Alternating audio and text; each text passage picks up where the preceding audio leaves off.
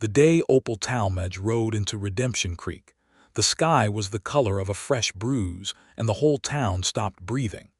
She came in from the east on a dusty roan mare, her dark hair pinned beneath a wide-brimmed hat that had seen better years, a leather saddlebag slung heavy across the horse's flank, and a sleeping infant strapped close to her chest in a cotton, wrapped the color of faded cornflowers. The year was 1882, and Redemption Creek, Texas, was the kind of town that believed it had seen everything worth seeing. It had not seen Opal Talmadge. She rode straight down the center of Main Street without so much as a sideways glance at the men who came out of the saloon to stare, or the women who paused their sweeping to watch from the boardwalks with narrowed eyes.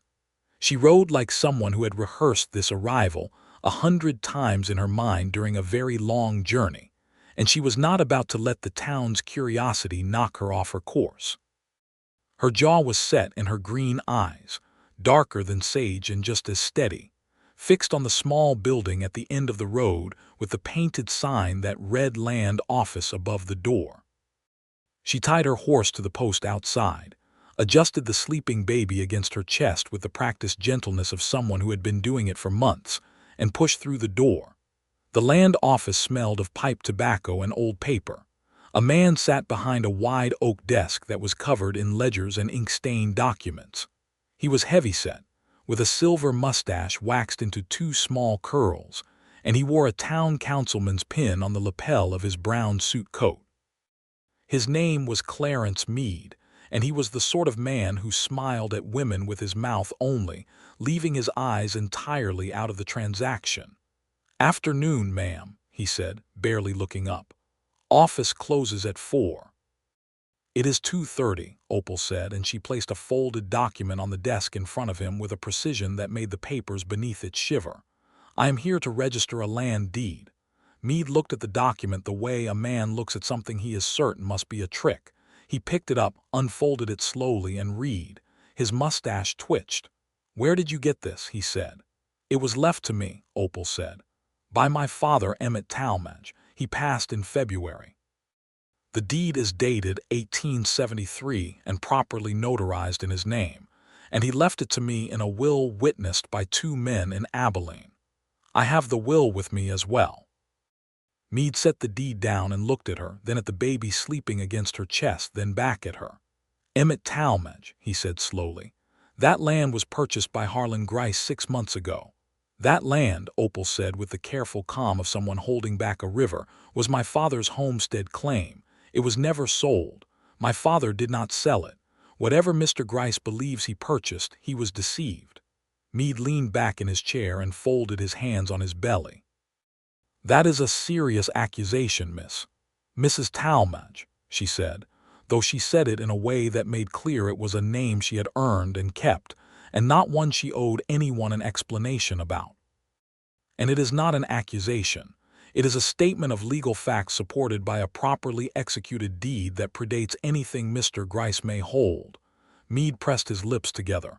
"I will need time to look into this." "Of course," she said. "I will be in town. I intend to stay." She picked up the deed, folded it neatly, and tucked it back into the saddlebag she had carried inside.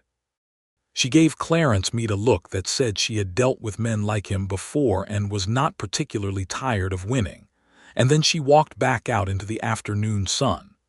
The baby stirred and made a small sound, and Opal pressed one hand against the infant's back and murmured something low and soft.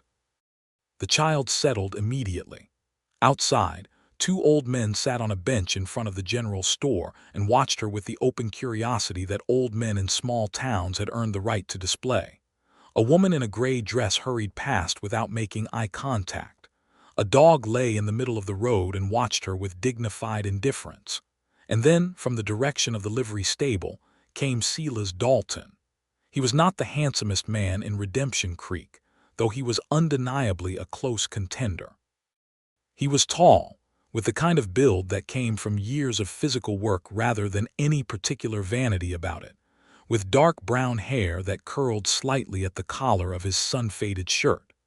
He had a jaw that looked like it had been carved by someone who did not believe in unnecessary softness, and eyes the warm, complicated color of creek water over amber stones. He was 28 years old, and he had been living in Redemption Creek for 3 years, working as a cattle hand for the Whitmore Ranch east of town, and spending his off days doing odd jobs for anyone who needed a reliable man with 2 good hands and a quiet disposition. He was carrying a saddle over one shoulder and a length of rope in his other hand, and he had been about to head into the livery when he saw her come out of the land office. He stopped.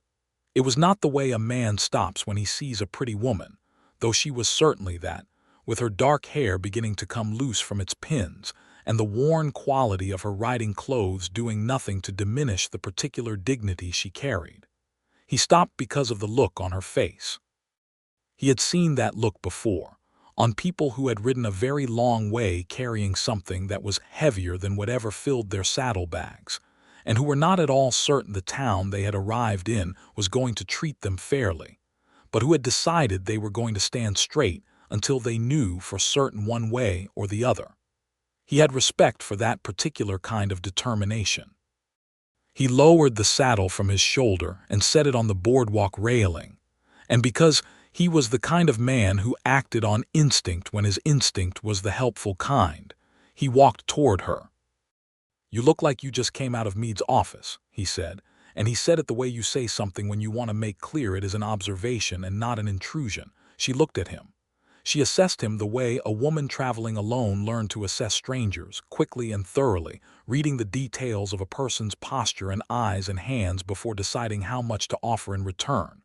"I did," she said. "Anything sorted out?" "Not yet," she said. "He needs time to look into it." The corner of Silas's mouth moved in a way that was not quite a smile.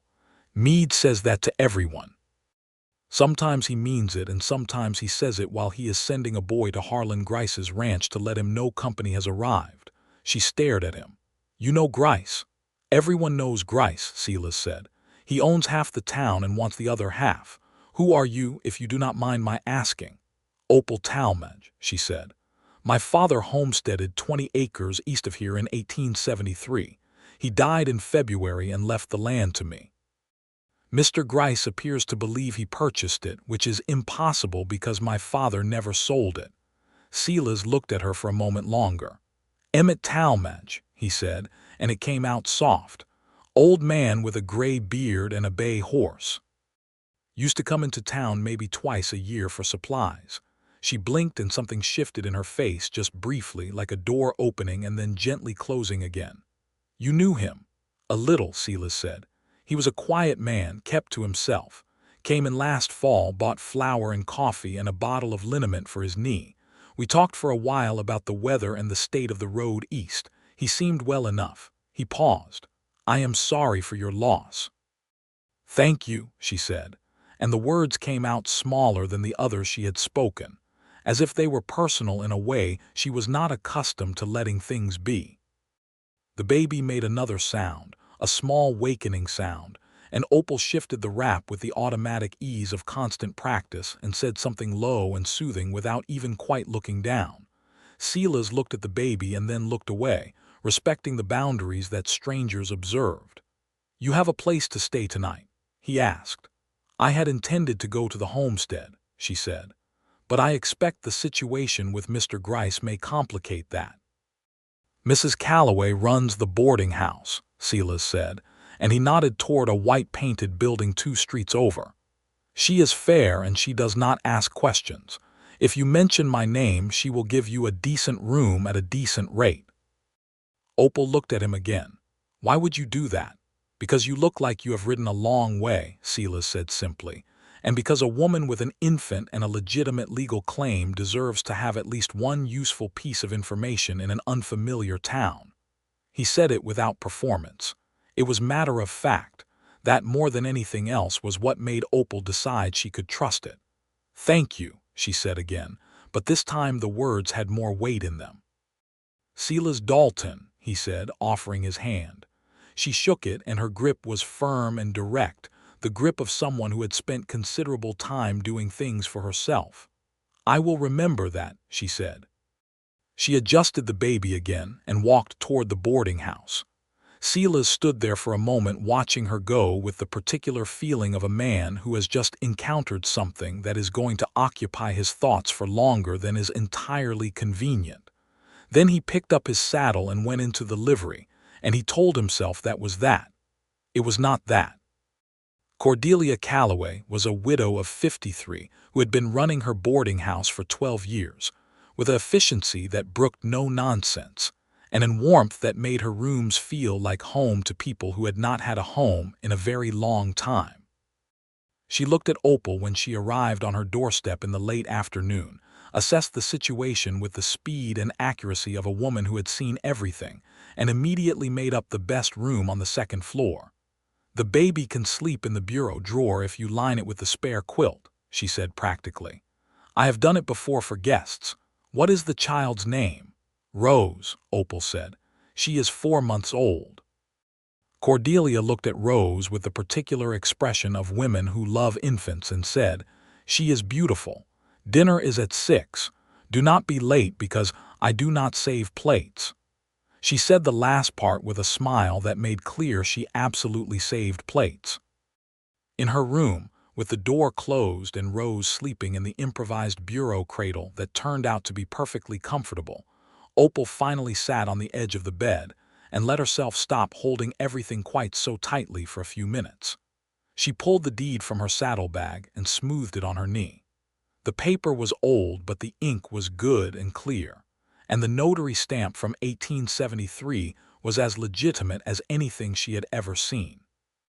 Her father had homesteaded this land when she was 9 years old, before the family had moved north to Kansas following a bad drought, and he had held onto this deed for nearly a decade, paying his taxes every year through a bank in Abilene, intending to return. He had never returned, but he had kept the deed and the tax receipts, and when he died he had pressed it all into Opal's hands and told her the land was hers and she should go to it. She had needed a reason to go somewhere. She had taken the deed and her 4-month-old daughter, and she had ridden south from Abilene on a roan mare named Clover, and it had taken her 8 days. She was 24 years old and she had a baby and a deed and $3.40, and she was not afraid exactly, but she was very tired of having to be so remarkably not afraid all the time. She folded the deed again, tucked it away, looked at Rose sleeping with her small fists curled near her cheeks, and felt something in her chest that was equal parts fierce love and raw determination. She was not going anywhere. This land was hers. Her father had intended her to have it, and she was going to have it. She washed her face in the basin, changed her shirt, and went down to dinner. Silas Dalton was at the boarding house dinner table. She had not expected that, and the surprise of it moved briefly across her face before she got it under control. He was already seated, talking to a young man named Percy who worked at the telegraph office, and he looked up when she came in with the easy directness of someone who did not bother pretending he had not noticed. "Mrs. Talmadge," he said, and there was something genuine in the way he said the name, not a performance of courtesy but an actual acknowledgement of a person. "Mr. Dalton," she said, and took the seat across from him because it was the only one available and Cordelia was already setting bowls on the table. "You are a boarder here," she said. "Going on 2 years," he said. "I have a bunk at the Whitmore Ranch most nights, but Mrs. Calloway's cooking has kept me coming back on my days off." Cordelia set a bowl of beef stew in front of each of them, and said to the table at large, "I do not stand for politics or religion at my table, but good conversation is welcome." And that was the end of any awkwardness because Percy immediately began talking about a telegram he had received that afternoon that had contained a mistake so spectacular it had changed the intended message from a cattle order to what appeared to be a marriage proposal to a man in San Antonio. And the table was laughing before the bread had been passed. Silas did not stare at Opal during dinner. He talked and listened and ate, and when the conversation naturally moved to her, he engaged with it honestly, and when it moved away from her, he did not drag it back. She found herself noticing the quality of his attention, the way he listened to people when they spoke with a stillness that was not passive but present, as if what the other person was saying was actually worth his time. Rose slept through the entire dinner in her bureau cradle upstairs. Opal ate 2 full bowls of stew and 3 pieces of bread and drank 2 cups of coffee and felt, for the first time in 8 days, something approaching restored. Afterward, on the boarding house porch, while Percy went inside to write a corrective telegram to San Antonio, Silas leaned against the porch railing and looked out at the darkening street and said, "Have you thought about what you will do if Meade stalls you?" "I thought about it on the ride here," Opal said. She was sitting on the porch step, her arms resting on her knees. "There is a federal land commissioner in Lubbock. If Meade will not process the deed, I go to the commissioner. The law is on my side. The deed is prior and the taxes have been paid every year without interruption. Grice's purchase, whatever form it took, cannot supersede a legal prior claim." "You know land law," Silas said, and he said it with genuine interest, not surprise. "My father was a careful man," she said. "He taught me to read documents and understand what they meant because he said a woman who could not read her own papers was a woman other people could take advantage of." "He was right," Silas said. "He usually was," she said quietly. There was a moment of comfortable silence.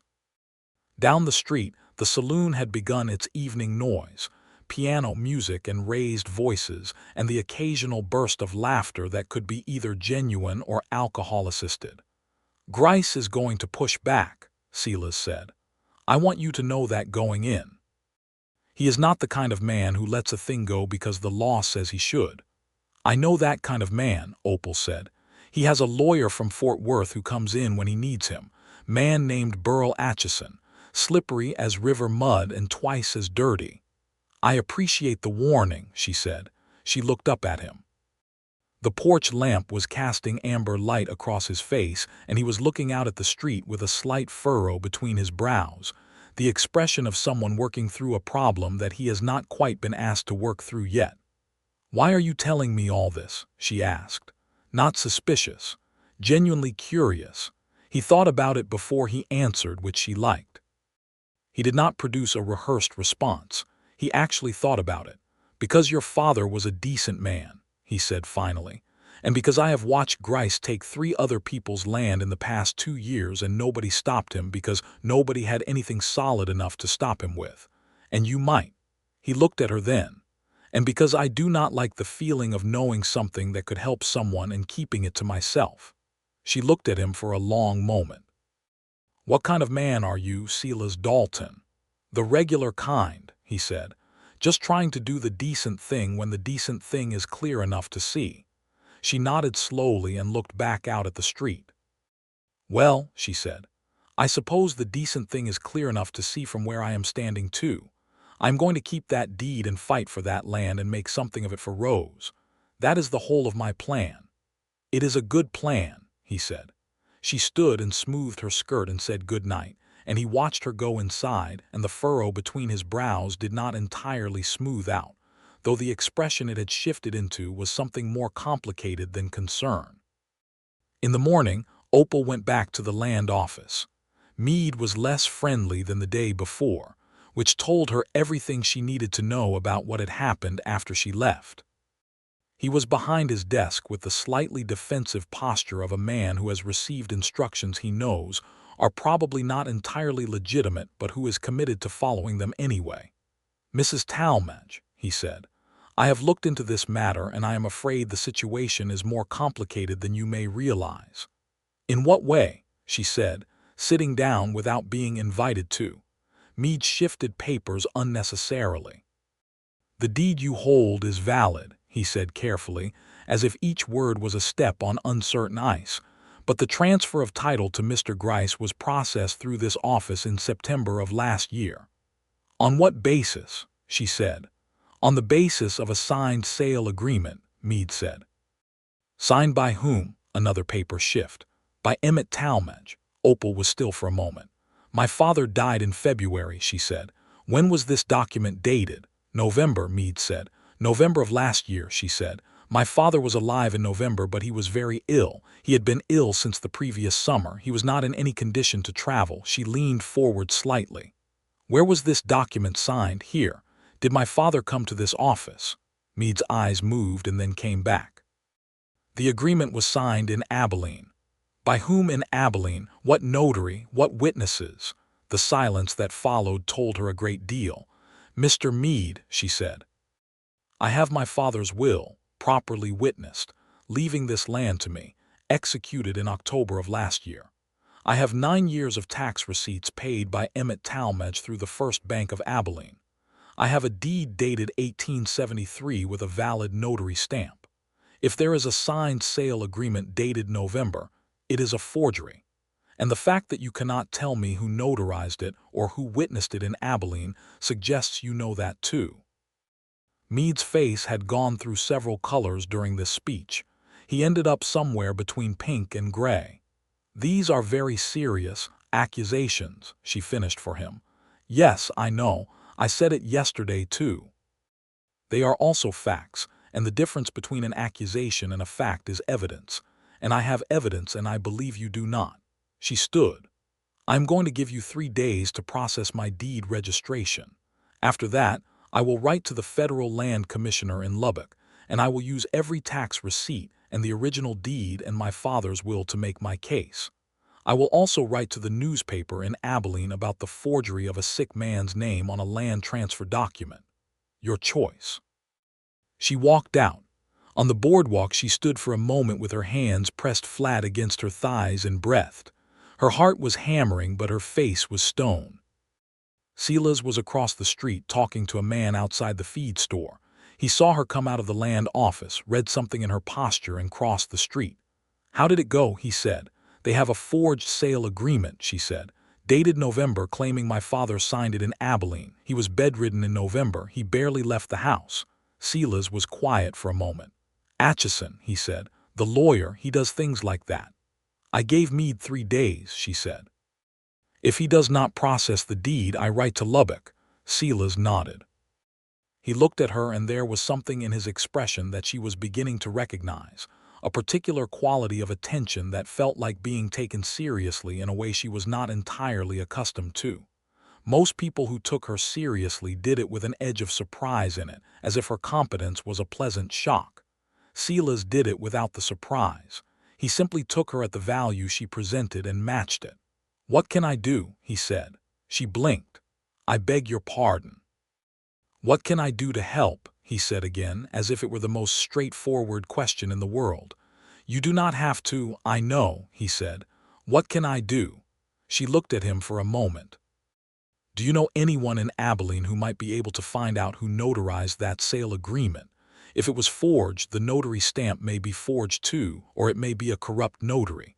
Either way, finding out what name is on it would help my case. I have a friend in Abilene, he said. Man named Chet Fogel. He works at the courthouse there. I can send a telegram today. Why do you have a friend at the courthouse in Abilene? She said, not suspiciously, but with the natural curiosity of someone paying attention.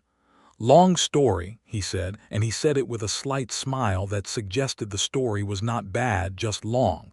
She almost smiled back. Almost. Thank you, she said instead. Truly. Come on, he said. I will walk you to the telegraph office. They walked down Main Street together in the bright morning, and Opal was aware of the watching eyes from windows and doorways with the resignation of a woman who had always attracted more attention than she sought. And Silas walked beside her with the unconcerned ease of a man who did not particularly care what a town thought about his choices. At the telegraph office, Percy was on duty, still slightly sheepish about the marriage proposal incident, and he took down the message Silas dictated with careful efficiency. The message asked Chet Fogel to locate any land transfer documentation for the Talmadge homestead claim in the Abilene records, specifically looking for a notarized sale agreement from November of the previous year, and to identify the notary if possible. 2 days for a reply if Chet is in the office, Silas said as they came out into the street. Rose had been awake that morning for the first time in Opal's experience in a genuinely happy mood, looking up at the boarding house ceiling with wide gray eyes and making small commenting sounds as if she had opinions about the architecture.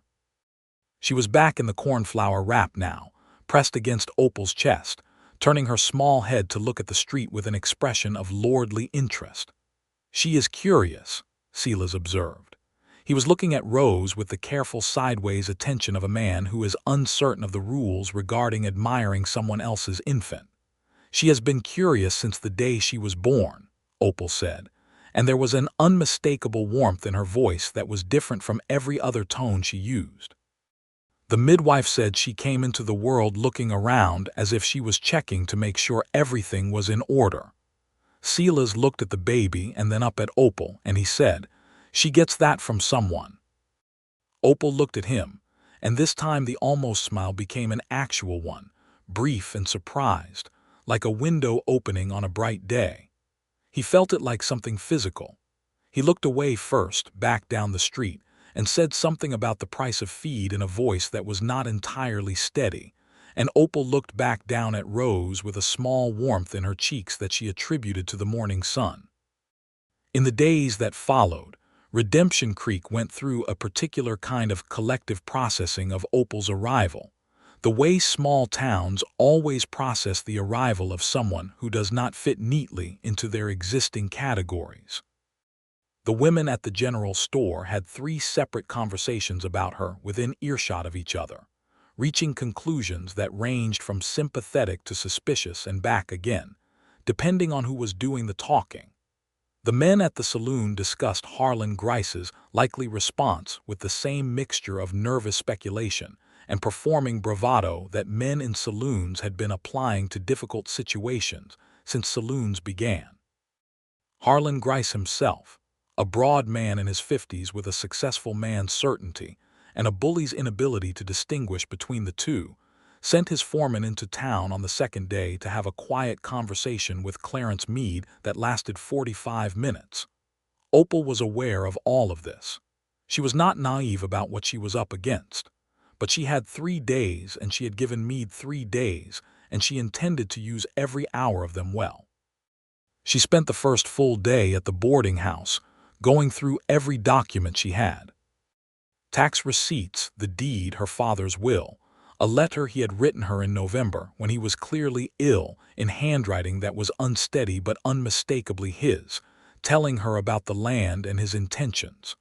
The letter was not a legal document, but it was evidence of his state of mind and his condition in the month the forged sale agreement was supposedly signed. He had not been traveling. He had not been well enough to travel.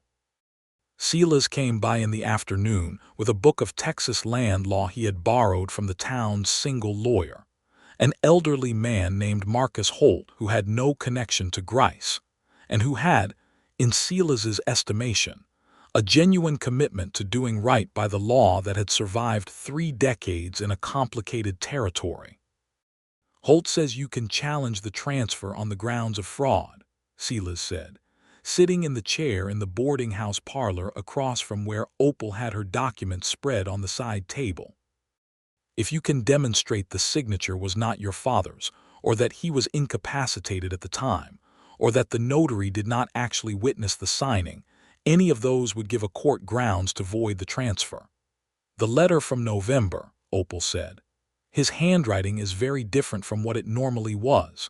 I have older letters as comparison, and I have the doctor's name in Abilene who treated him. He could provide testimony about my father's condition." "Can you get him to write something?" Silas said. "I can write to him," she said. "If he is willing, a signed statement from a physician about a patient's incapacity would carry real weight." "Write it tonight," he said. "I will send it with Percy tomorrow morning." She looked at him across the table. Rose was asleep in her cradle in the corner of the parlor, which Cordelia had set up with the complete authority of a woman who runs her own establishment and does not ask permission for reasonable accommodations. "You have put considerable time into this," Opal said. "I have," he agreed. "May I ask why?" "And do not tell me it is because my father was a decent man, because I believe you, but I also believe there is something more than that." He was quiet for a moment. Outside, the afternoon light was the particular gold of late Texas summer, thick and warm through the parlor windows. 3 years ago, he said, before I came to Redemption Creek, I had a ranch, small in New Mexico territory. I had spent 5 years building it up from nothing. 300 acres and a decent herd and a house I had built myself. He paused. A man named Cord Whitfield decided he wanted the water rights that ran through my land. He had money and a lawyer, and I had neither, and it did not end well. She was very still. You lost it. I lost it, he said. Legally. Every paper they produced was in perfect order, or appeared to be, and by the time I had enough money for a lawyer of my own, it was too late. He looked at the window. I know exactly how it feels to watch something that is rightfully yours be taken by someone who is simply better positioned to take it, and I know what it would have meant to have one person who understood what I was facing and helped me navigate it. Opal looked at him for a long moment. I am sorry, she said, about your ranch. It was a long time ago, he said. It does not feel like it, though, she said quietly. Those things do not feel like a long time ago even when they are. He looked at her, and there it was again, that quality between them that neither of them had named yet, a recognition that went beyond the practical business of deeds and land offices, something that moved in the space between two people who have both survived difficult things and find in each other an unexpected ease. He cleared his throat and looked back at the documents on the table. Write the letter to the doctor tonight, he said. I will, she said. Would you like to stay for supper? Cordelia is making chicken. He looked at her. I would, he said, and he said it simply, without ceremony, and she nodded and went back to her papers, and the warmth in the room was not entirely attributable to the afternoon sun. The reply from Chet Fogel in Abilene arrived on the morning of the second day, and it was better than either of them had hoped. Chet had found the transfer document in question, filed with the county clerk's office, and the notary stamp on it belonged to a man named Gerald Pruitt, who had died in August, 3 months before the document was supposedly notarized. The signature of Emmett Talmadge on the document, photographed and compared with a genuine signature on a tax receipt by Chet's own assessment, also appeared to be significantly different. Chet had attached his own signed statement of these findings to the telegram, filling 3 pages that Percy had written out in his neat telegraph hand, and said he was happy to provide formal testimony if required. Opal read the telegram at the kitchen table with Silas and Cordelia watching her, and when she finished she looked up and her eyes were bright. The notary was dead, she said. The notary stamp was used on a document 3 months after the man who held it was dead. That is not a disputed signature or a question of incapacity. That is an outright forgery. Silas sat back in his chair, and the expression on his face was the particular satisfaction of a man who has been waiting for something to come right and has just watched it happen. Take that to Meade today, he said. I am going to do better than that, she said. I am going to take it to Meade, and I am going to take a copy of it to Marcus Holt, and I am going to ask him to file a formal challenge to the transfer in the county court on my behalf. And I am going to write to the land commissioner in Lubbock today so that there is a record of the challenge at the federal level before Grice can do anything to interfere at the county level. Cordelia, who had been listening with her arms folded, and the expression of a woman who has witnessed considerable injustice in her 53 years and disapproves of all of it equally, said, Good.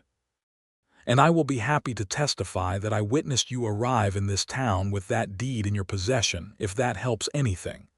It might, Opal said. She reached across the table and pressed Cordelia's hand briefly. Thank you, she looked at Silas. Will you come with me to Holt's office? I will, he said. Marcus Holt was 81 years old and had about him the quality of a man who has outlasted everything that tried to stop him, and has earned a very particular kind of clarity about what matters. He read the telegram from Chet Fogel twice, read the deed and the tax receipts and the will once each, looked at the letter from Opal's father with its unsteady handwriting, and then he put everything down flat on his desk and said to Opal, Young woman, this is one of the most straightforward fraud cases I have seen in 30 years of practice in this territory. Can you file the challenge? She said. I already am, he said, pulling a blank form from his drawer with the efficiency of a man who has been doing this for longer than most people in the room have been alive. It will be filed with the county court by end of day. I will also send notice to the land commissioner in Lubbock as a courtesy, though your prior claim and the evidence of fraud are strong enough that I expect this to be resolved without federal intervention. He looked up at her over the tops of his spectacles. This may take a few weeks. These things do not move fast even when they are clear. I have nowhere else to be, Opal said. Outside, walking back toward the boarding house in the strong mid-morning sun, Silas said, "You did that well." "I prepared," she said. "My father always said preparation is the only thing you truly control." They walked in comfortable quiet for a moment. "Can I ask you something?" he said. "Yes," she said. "Rose's father," he said carefully. Is there someone who will be joining you here?" "I only ask because if there is more than yourself to account for when you get the land." "There is no one," she said, and she said it in the flat, final way that meant the door was closed and locked, and she had done it herself. Rose's father made clear before she was born that he was not interested in the responsibilities the situation required. I did not argue with him. I do not need someone who does not want to be somewhere. "Fair enough," Silas said. "Does that change your opinion of me?" she asked, and she asked it with the directness of someone who has been judged before and decided to get it over with quickly. He looked at her. "No," he said, and he said it with such plain certainty that she felt something loosen slightly inside her chest. "Good," she said. They walked the rest of the way in silence that was comfortable in a way she had not expected it to be. That afternoon Harlan Grice came into town. She had not met him yet. She knew him by description. Broad, with a silver-streaked beard and the kind of clothing that announced money without announcing taste. He came in on a bay horse with his foreman beside him, and he went directly to the land office, which she heard about from Percy, who had a good view of the main street from the telegraph window and had apparently developed a proprietary interest in Opal's situation. "He has been in there 40 minutes, Percy reported when Silas came by the telegraph office. "Meade is probably telling him about Holt's filing," Silas said. "What will Grice do?" Percy said. "He will get Atchison," Silas said. "He always gets Atchison." Silas went to the boarding house and found Opal in the parlor feeding Rose from a bottle, the baby's small hands wrapped around Opal's finger with the concentrated grip of someone conducting very important business. "Grice is in town," he said. She looked up. She was not afraid. She was alert, the way a person is alert when they know a confrontation is coming and they have prepared for it as well as they can prepare. "Let him come," she said. He did come that evening to the boarding house. He knocked at the front door with the measured heaviness of a man who is accustomed to his knock being answered. Cordelia opened it, and he asked for Mrs. Talmadge, and Cordelia said she would see if she was available, and then she came and found Opal in the parlor and said, "That large man from the cattle ranch is at the door, and I will throw him out on his ear if you say the word." "I will see him," Opal said. "Can you take Rose?" Cordelia took Rose with the ease of someone who had been waiting for the opportunity and went upstairs, and Opal went to the front parlor where Harlan Grice was standing with his hat in his hands, which was a concession she noted and did not trust. He was exactly as described. He had a commanding physical presence and the particular assurance of a man who had never had to be clever, because he had always had enough money to avoid needing cleverness. He looked at her with the assessment of a man evaluating property, and she looked back at him with something he was clearly not accustomed to receiving from women in parlors in his own territory, which was total unbothered steadiness. "Mrs. Talmadge," he said, "I am Harlan Grice." "I know who you are," she said. "Sit down if you like." He sat, and the fact that she had offered rather than gestured told him something about the kind of negotiation this was going to be. "I want to be reasonable about this," he said. "So do I," she said. "I paid good money for that land," he said. "You paid someone for a forged document," she said pleasantly. "That is not the same thing. The notary stamp on your sale agreement belongs to a man who died before the document was executed. Mr. Holt has filed a formal challenge with the county court. The federal land commissioner has been notified. I have every tax receipt going back 9 years and a legitimate deed that predates any claim you hold." He was quiet for a moment. She could see him working through whether to try the softer approach or the harder one. "I could offer you a fair price for the land," he said, "given your circumstances, a widow alone with an infant." "I am not a widow," she said, "and I am not selling. The legal process can take a very long time," he said, and now there was something in his voice that was not quite a threat but was walking the road that led to one. "It can," she agreed, "and the federal land commissioner can make it considerably shorter when there is evidence of fraud involved. I am quite comfortable waiting." He looked at her for a long moment. She looked back. "You are a determined woman," he said, and he meant it as an observation about an obstacle. "I am," she said, and she meant it as a fact about herself that she had no interest in apologizing for. He stood and put his hat back on and said, "We will see how the courts look at it," in a tone that said he was planning to make sure the courts looked at it a particular way, and he left. Opal sat in the empty parlor for a moment and let her heartbeat slow back to its regular pace. Then she went upstairs to collect Rose from Cordelia, who had arranged the infant in the crook of her arm like a small, perfect package, and was telling her in a low voice about the proper management of a boarding house. Silas was in the hallway outside the parlor when she came back down. "How did it go?" he said. "He tried to buy me out," she said. "I declined." "He will try harder," Silas said. "I know," she said. "Let him." He looked at her and his expression had that quality again, the complicated, warm quality that she had been trying not to examine too closely because she was here for a land deed and a future for her daughter, and she did not have room in the present arrangement for complications. She looked at Rose in her arms instead. "Silas," she said. "Yes." "I am going to need to go to the homestead," she said. "See what condition it is in. See what Grice has done with it. I should go while the challenge is before the court so there is a record of my presence and my claim." "When?" "Tomorrow," she said. "If you would come with me I would appreciate it, not because I need protection. It would be useful to have a witness." "Of course," he said, and he said it without hesitation. They rode out to the homestead the next morning with Rose bundled in the cornflower wrap and the late summer sky enormous and blue above the flat grassland. The road east of town was little more than a wagon track through the pale grass, and Silas rode beside her on his gray gelding with a comfortable silence that she was learning to trust.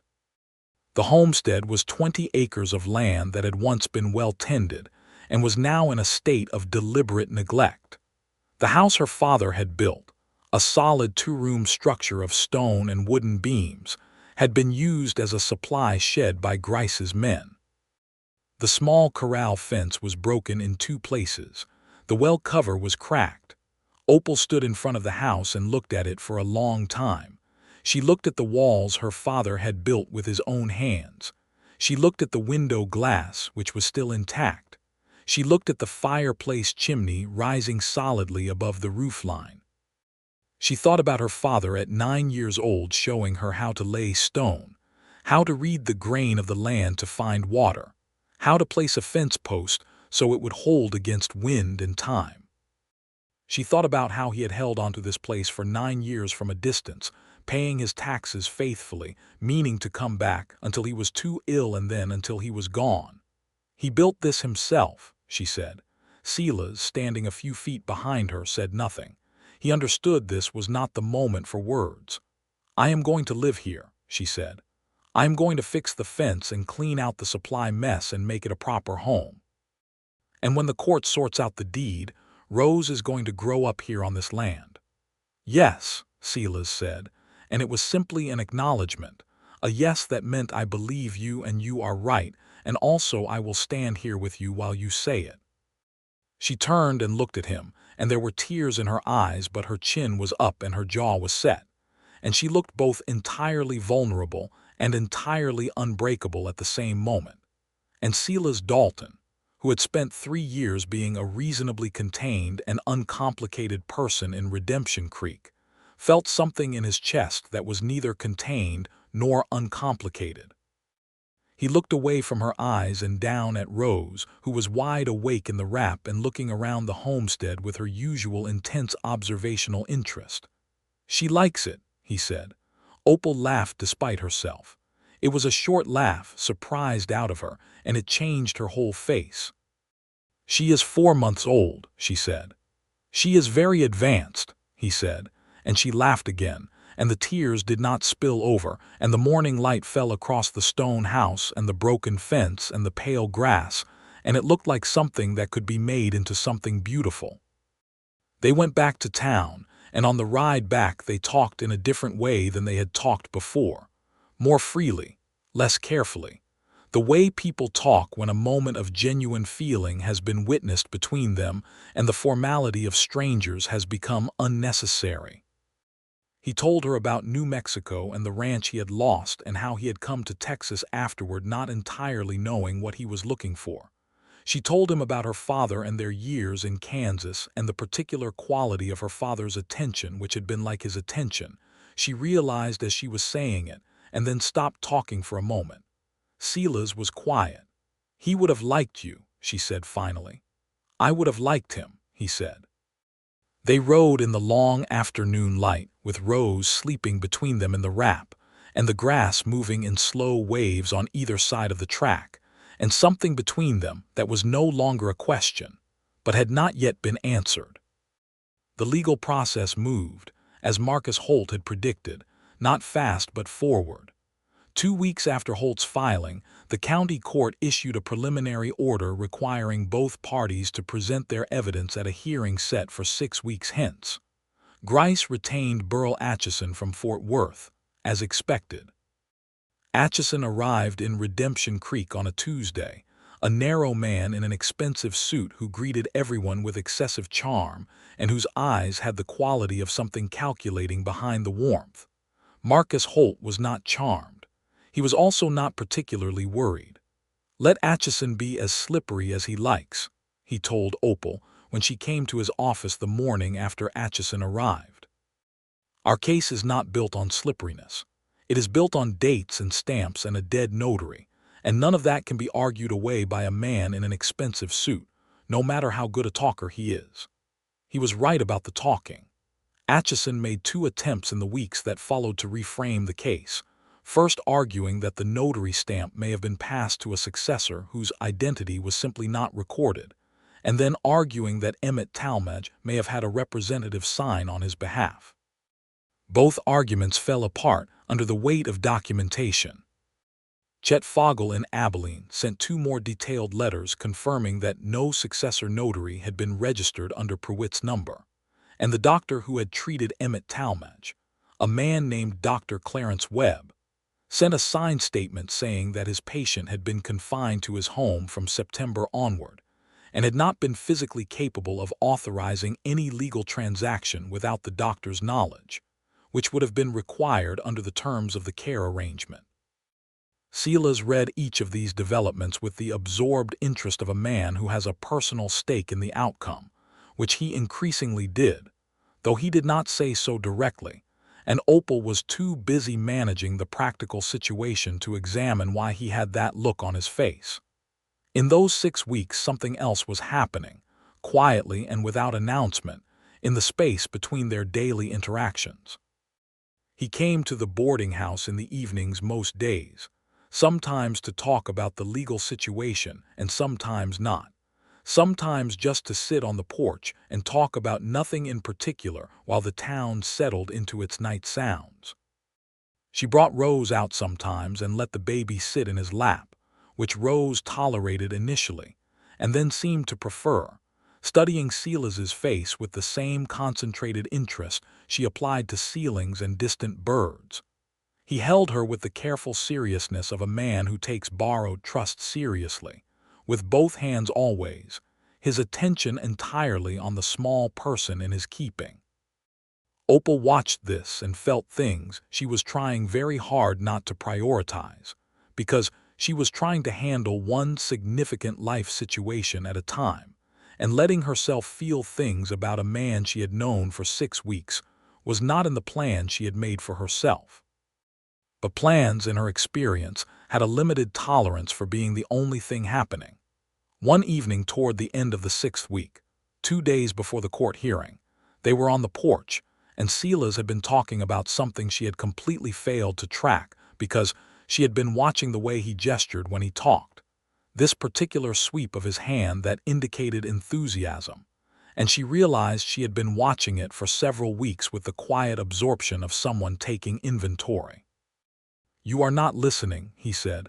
"I am," she said. "What did I just say?" She looked at him honestly. "Something about the Whitmore cattle and the state of the pasture fence on the south side." "The east side," he said, and he was smiling. "I apologize," she said. "What were you thinking about?" he said, and it was a direct question but not an intrusive one, the kind of question only asked by someone who already has reason to think the answer will be worth asking for. She looked at him for a moment and decided, with the same directness that had gotten her through land offices and confrontations with powerful men and 8 days alone on the road from Abilene, that she was not going to be dishonest about it. "You," she said. He was very still. "Not in any complicated way," she said. "I just noticed I was watching you rather than listening to you, and I thought I should be honest about it." "Opal," he said, and the way he said her name was different from all the other times. Not Mrs. Talmadge, and not a formal address, but her actual name spoken with a particular tenderness that she felt somewhere below her ribs. "I am in the middle of a legal battle for my family's land," she said. "I am living in a boarding house with a 4-month-old baby. I have almost no money and considerable uncertainty about the next several months. I am fully aware that this is not the optimal time to be noticing things about people.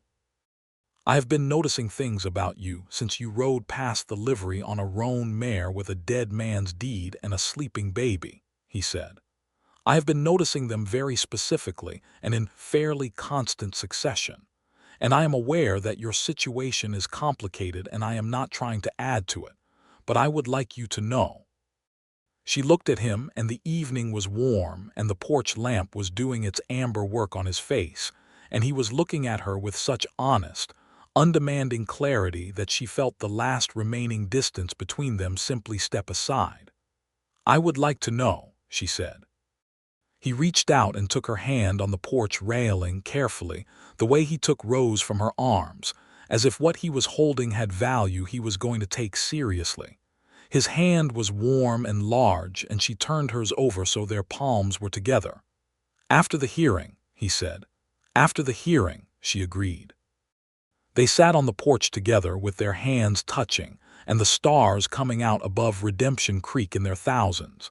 And it was one of the quietest and most significant evenings in either of their recent experience. The hearing was held in the county courthouse, a building that was making its best effort at civic dignity in a town that had been established for less than 15 years. Judge Warren Kessler presided. He was a spare, dry man in his 60s who had the reputation of being entirely unbribable, which was the quality that mattered most in the present circumstances. Opal sat at the plaintiff's table with Marcus Holt beside her and Rose with Cordelia in the back of the courtroom, because Cordelia had announced she would be present, and nobody had thought it wise to argue with her. Silas sat in the gallery behind them. Harlan Grice sat at the other table with Burl Atchison. Atchison was dressed magnificently and had the groomed confidence of a man who expected to win, which was part of his professional presentation and bore no particular relationship to the strength of his case. Marcus Holt presented first. He was brief and precise, the way a strong case can afford to be. The deed of 1873, properly notarized and recorded. 9 years of tax receipts in continuous sequence, demonstrating active maintenance of the claim. The signed will of Emmett Talmadge, leaving the land to his daughter. The physician's statement regarding Talmadge's incapacity from September onward. The certificate confirming that Gerald Pruitt, the notary whose stamp appeared on the transfer document Grice held, had died in August of the previous year, 3 months before the document was dated. Chet Fogel signed statement confirming the discrepancy in signatures. He presented each piece of evidence with the calm efficiency of a man who has prepared thoroughly and trusts the work. Atchison rose and made his arguments about successor notaries and authorized representatives and the good faith nature of Grice's purchase, and Judge Kessler listened to each argument with the same slightly abstracted attention he might give to a man explaining why he had accidentally stepped on someone's foot politely, without particular engagement, because the matter was not in dispute. The judge deliberated for 20 minutes in his chambers. When he returned, he said the following: "The deed held by Opal Talmadge was a valid prior claim. The notary stamp on the transfer document presented by Grice was invalid, the result of either fraud or forgery, and in either case rendered the transfer null. The original homestead claim was confirmed to Opal Talmadge as legal heir to Emmett Talmadge. The county clerk was instructed to register the deed accordingly. Mr. Grice was entitled to seek remedy against the party who had sold him the fraudulent document, but had no claim against the land itself." Atchison immediately began a sentence about appeal, and the judge cut him off with the particular economy of a man who has heard enough appeals to know the difference between a legitimate one and a performance. Opal sat very still at the plaintiff's table, while Marcus Holt shuffled his papers with quiet satisfaction, and then she turned and looked at Silas in the gallery, and his face had the open expression of a man who has stopped being careful about what he allows to show, and she felt something so large and warm and specific that she had to press her lips together very hard for a moment and look at the table.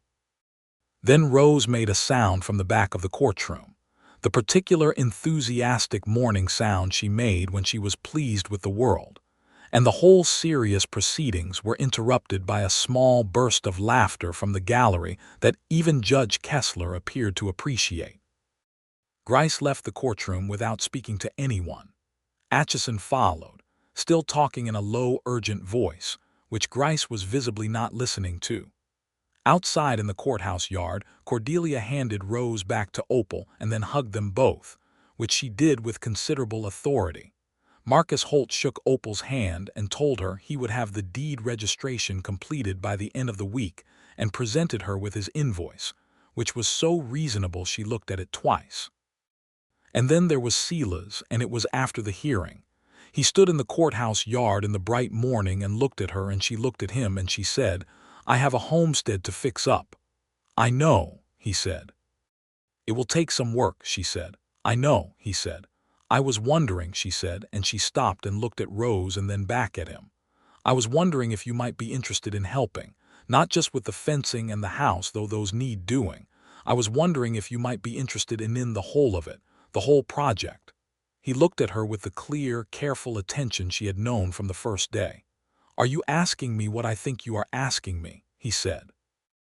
"I do not know exactly what I am asking," she said, and for the first time she sounded uncertain, not afraid, not careful, just genuinely uncertain in the way of someone who is standing at the edge of something new. "I am asking if you would like to be part of it, of whatever this is going to be. I am asking if you want to stay." He crossed the courthouse yard in 3 steps, and he took her face in both hands with the same careful two-handed seriousness with which he held Rose, and he said, "Opal Talmadge, I have wanted to be exactly wherever you are since the second day you were in this town." She looked up at him. "The second day, not the first." "The first day I was too impressed by your nerve to have organized feelings about it," he said, and she laughed, the full surprised laugh, and Rose between them in the wrap made her morning commentary sound, and he kissed her.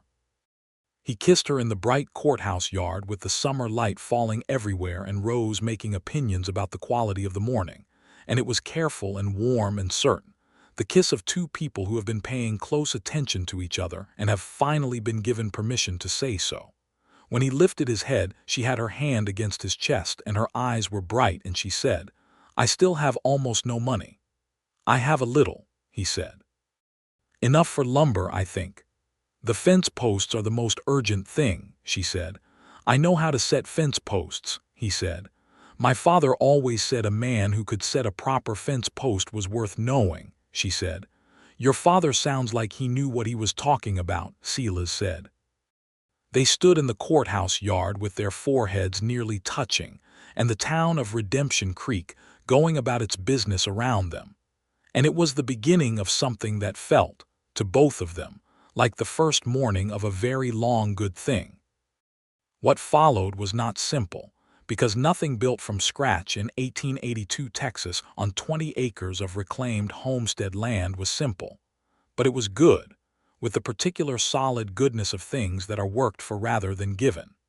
Silas gave notice to the Whitmore Ranch at the end of the month, which Bill Whitmore accepted with resignation, and the acknowledgement that he had seen something like this coming since about the third week of Opal's presence in Redemption Creek.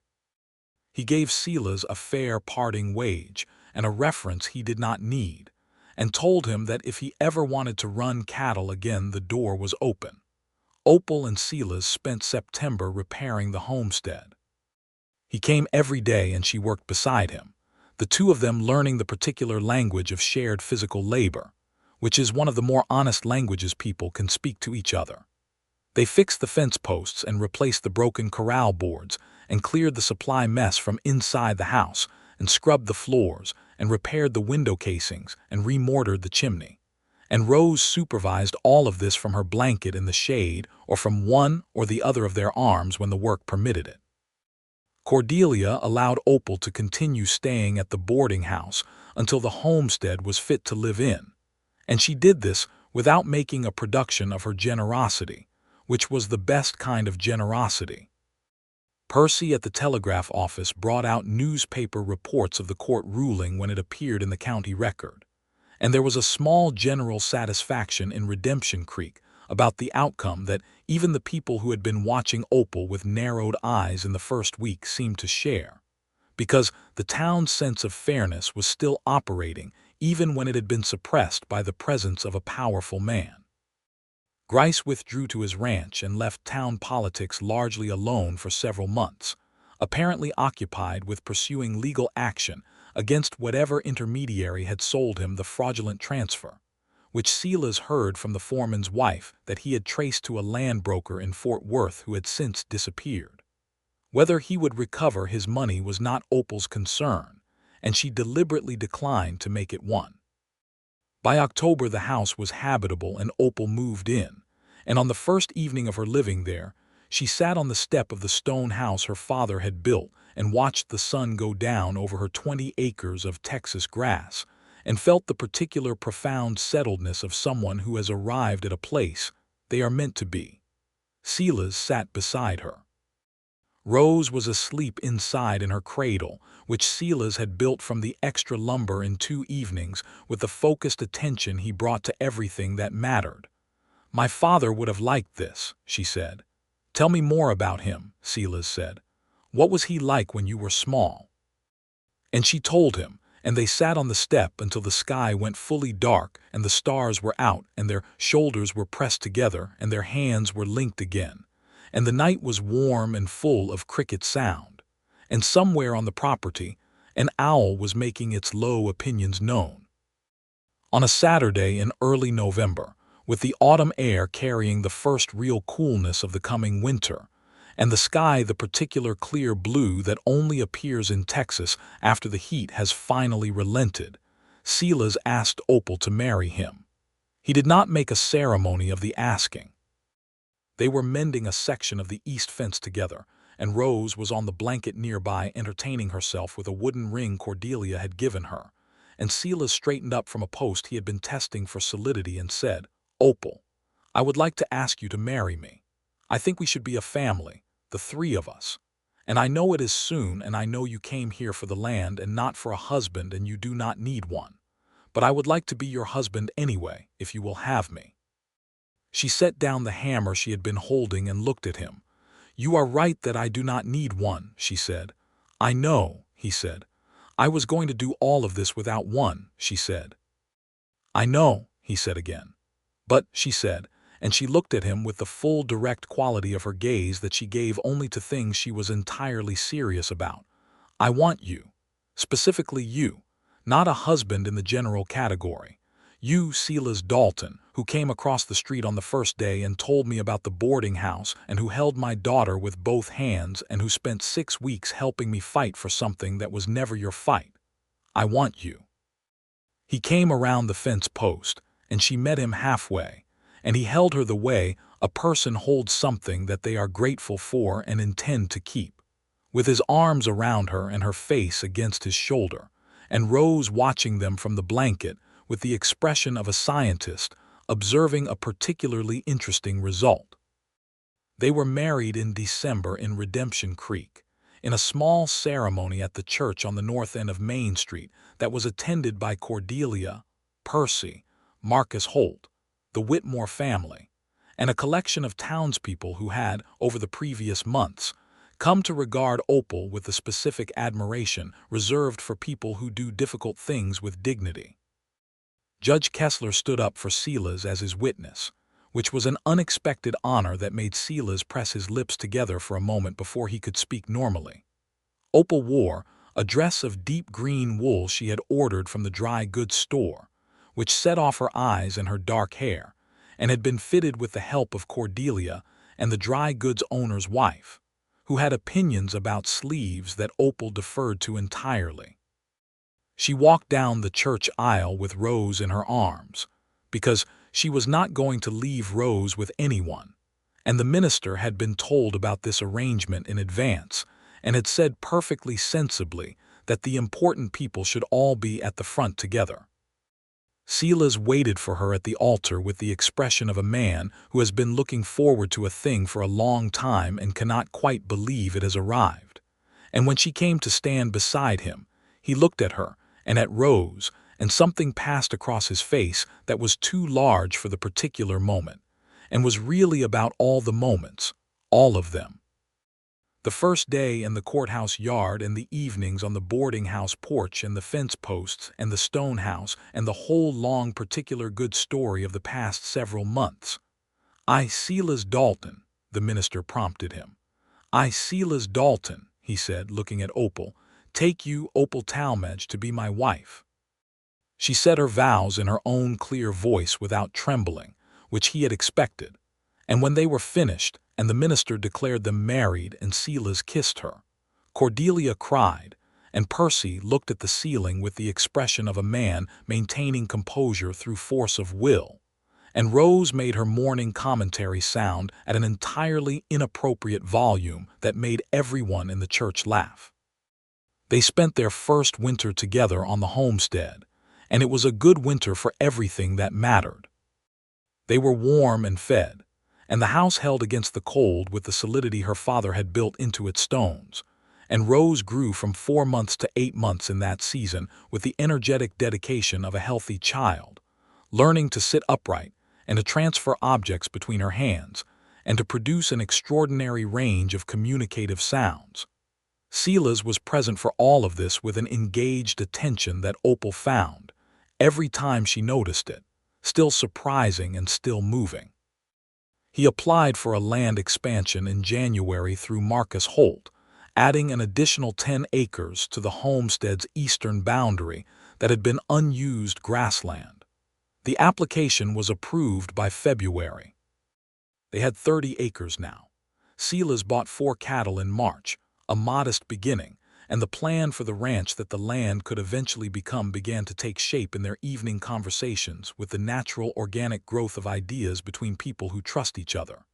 He also, in January, filed adoption papers for Rose. He brought it to Opal first, sitting at the kitchen table on a cold evening, and he said, "I want to adopt Rose as my own daughter with your permission. I want her to have my name.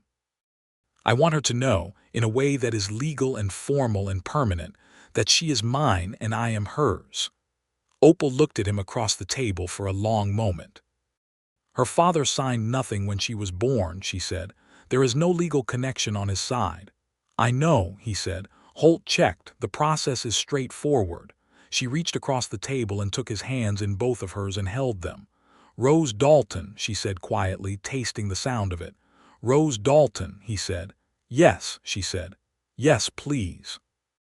The adoption was finalized in March of 1883, and from that day forward, Rose Dalton was legally and completely and entirely the daughter of Silas and Opal Dalton, which she had been in every other sense of the word, since the moment Silas had held her on the boarding house porch on an autumn evening, and she had grabbed his finger with total conviction. Spring of 1883 came to the homestead with the particular exuberance of Texas springs, everything green and loud and full of itself, and Opal discovered in April that she was expecting a child. She told Silas on a morning when the bluebonnets had come up along the south fence in a dense purple-blue sweep, and Rose was pulling herself upright against the porch railing with the intent concentration of a person very close to their first step. She came out to where he was working on the new cattle shed, and she stood in the doorway, and he looked up at her and read something in her face. "What is it?" he said. "We are going to have a baby," she said. He set down the hammer, which he did not drop. He stood up and crossed the shed floor in 3 steps, and he held her face in both hands again, the same way as the courthouse yard, and he looked at her with a joy so unguarded and complete that she felt the tears come up immediately and let them. "When?" he said. "December, I think," she said. "Maybe January." "A winter baby," he said. "The house will be warm," she said. "House will be warm," he agreed, and he kissed her forehead and then her cheeks and then her mouth. And outside on the porch Rose took her first step, one lurching triumphant step from the railing to the post, and fell on her bottom in the sunshine, and looked at her hands with the expression of a person composing their thoughts about what had just happened. In the months that followed, the ranch grew in the way that ranches grow when 2 people with complementary skills and genuine partnership work it together. Silas brought the cattle knowledge and the fence craft, and the particular physical endurance that outdoor work in Texas required. Opal brought the organizational precision that had gotten her across 800 miles with a baby and a deed and emerged intact, and the financial management, and the letter writing that maintained their relationships with the county office and the land commissioner and the bank in Abilene. They divided the work between them without ceremony or argument, each taking up what the other did not, the way 2 people do when they are paying attention to each other. By summer, they had 8 cattle. By fall, they had a vegetable garden that Opal had planted with the same methodical care she applied to legal documents, and it had produced a quantity of tomatoes and beans, and corn that made Cordelia, who came out for Sunday dinners with increasing regularity, declare that the land had been waiting for someone to understand it. Rose learned to walk fully by May, and to run by June, and to climb the fence railing by July.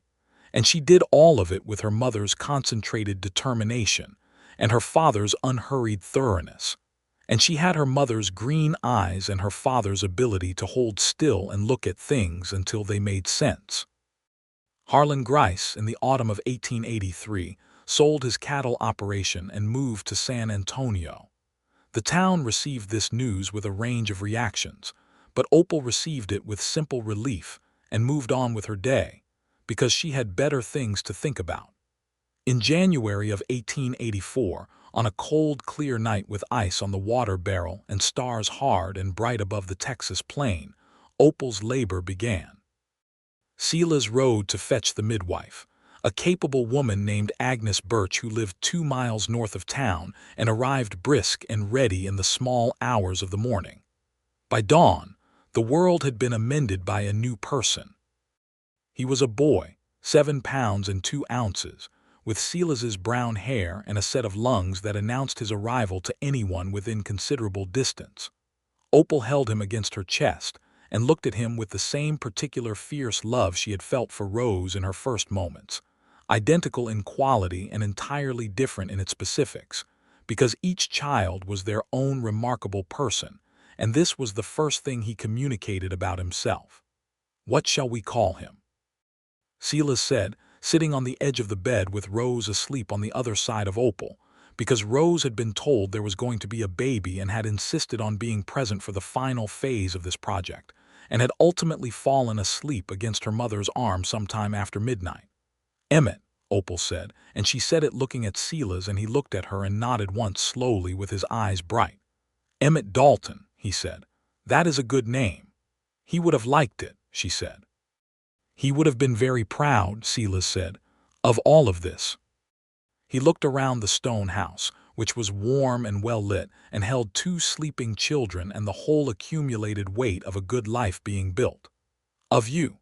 She reached out and took his hand without looking away from the baby. He held it with both of his. Agnes Birch quietly collected her things in the kitchen and let herself out, leaving the family to themselves. Outside, the January sun was beginning to come up over the east edge of the homestead, throwing long gold light across the frost-stiffened grass and the solid fence posts, and the cattle shed, and the south fence, where the bluebonnets would come up in spring, and the whole 30 acres of Texas land that had been Emmett Talmadge's homestead claim and was now the Dalton Ranch. Earned and fought for and built with 2 pairs of hands and considerable stubbornness, and the particular luck of 2 people who had found each other at exactly the right moment.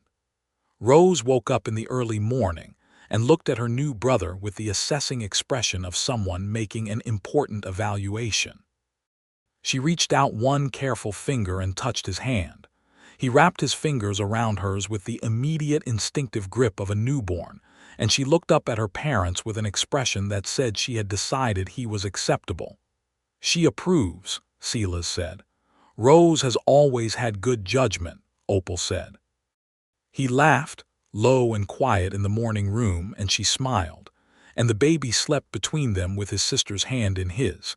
And outside the sun climbed fully over the horizon and lit up everything.